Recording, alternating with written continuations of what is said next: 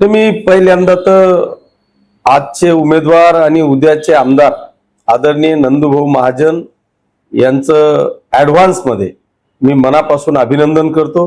याचं कारण असं आहे की पाचोरा भडगाव सोडा पण जळगाव जिल्ह्यात जवळपास 550 वोटिंग ही शिवसेना, भाजप, राष्ट्रवादी आणि आरपीआयच्या महायुतीचं वोटिंग आहे। त्याच्यामुळे 550 पासून नंदू महाजन स्टार्ट होतील, कदाचित ते 550 पर्यंत थांबायची शक्यता आहे। त्याच्यामुळे मला वाटतं कदाचित जळगाव जिल्ह्यात नाही तर महाराष्ट्रात किंवा उत्तर महाराष्ट्रात सगळ्यात जास्त मताधिक्याने ते निवडून येतील याची मला खात्री आहे। आपण राज्यामध्ये पुन्हा एकदा ऑपरेशन टायगर सुरू झाले नाही, खरं म्हणजे याच्यासाठी उबाठाचे नेते किंवा प्रमुख आदरणीय उद्धव साहेब ठाकरे, आदित्यजी ठाकरे आणि खास करून संजयजी राऊत साहेब यांनी आत्मपरीक्षण करणं गरजेचं आहे।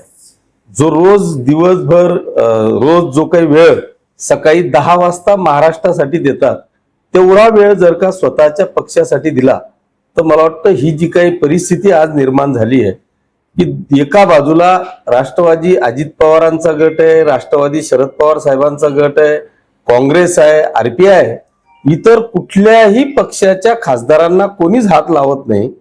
पण शिवसेना उबाठाचेच खासदार किंवा आमदार हे आमचे मुख्य नेते आणि या राज्याचे उपमुख्यमंत्री एकनाथ शिंदे साहेबांकडे जाण्याचा त्यांचा कल का असतो याचं आत्मपरीक्षण मला वाटतं उद्धव साहेबांनी केलं पाहिजे।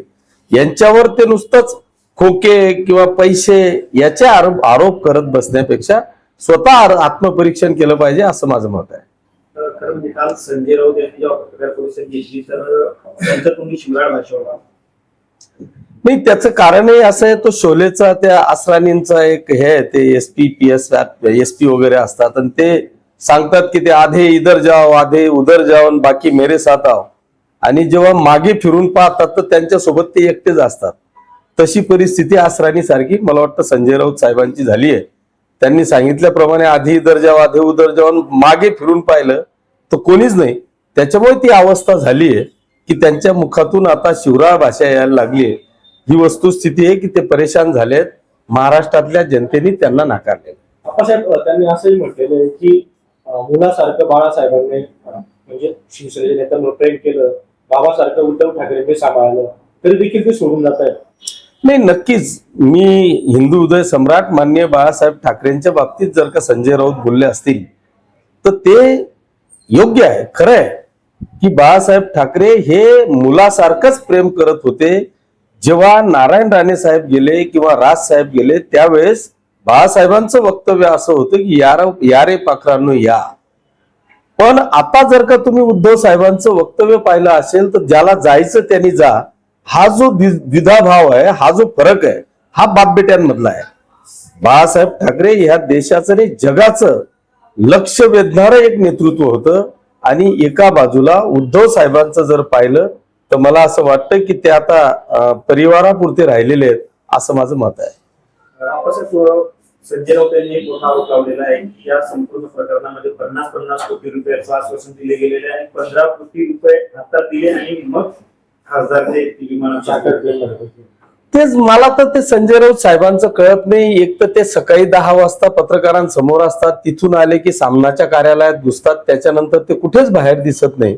पण संजय राऊत साहेबांनाच असे काय स्वप्न पडतात की बरोबर 15 दिले, 35 राहिले, 50 द्यायचे, हे असं मला असं वाटतं की ते निराशेतून निघणारं ते वक्तव्य आहे।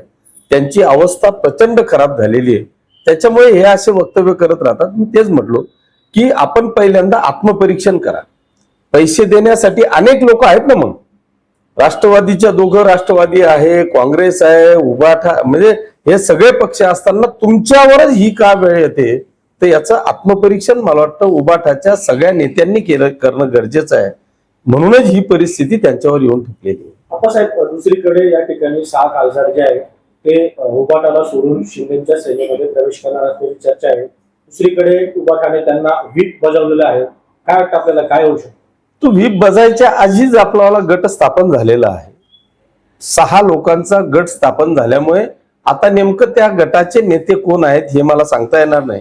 पण एकदा जर का गट स्थापन झाला आणि ते गटाचे नेते जर का झाले तर त्या नेत्याचा व्हीप त्या गटाला लागू होतो.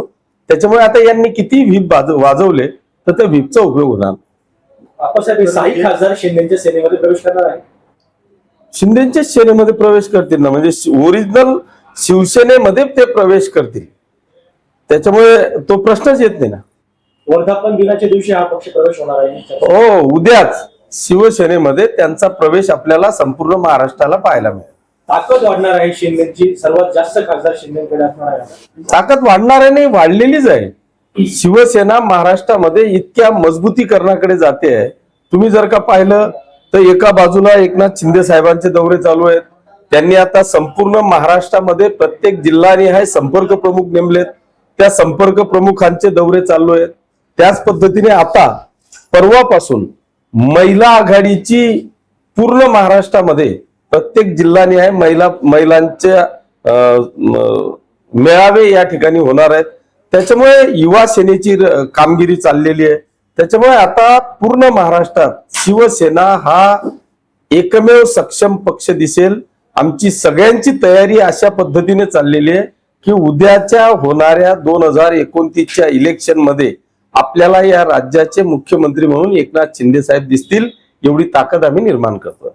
म्हणजे हे जे सगळे खासदार आहेत, आपली संख्या वाढणारे लोकसभेमध्ये, त्यामुळे एक कॅबिनेट आणि 2 राज्यमंत्री नेमण्याची शक्यता जी आहे ती पण भरपूर आहे. खूप आनंद होईल. मी या देशाचे पंतप्रधान आदरणीय मोदीजी असतील किंवा आदरणीय अमित शहा साहेब असतील यांचे मनापासून आभार मानेल की जेव्हा एखादा व्यक्ती, एकनाथ शिंदे साहेबांसारखा व्यक्ती देशासाठी जी आज आवश्यकता आहे त्या खासदारांसाठी जर का पिछाडल्यासारखं काम करत असतील, त्या ठिकाणी सगळी रीस घेऊन खासदारांना एकत्रित आणून भारतीय जनता पक्षाच्या म्हणजे एनडीएच्या सरकार करता जर का खासदार देणार असतील तर त्यांच्या पाठीवर थाप म्हणून 1 कॅबिनेट आणि 2 राज्यमंत्रीपद केंद्रातून दिले पाहिजे. आणि ते जर देत असतील तर ते निश्चितपणे कौतुकास्पद आहे.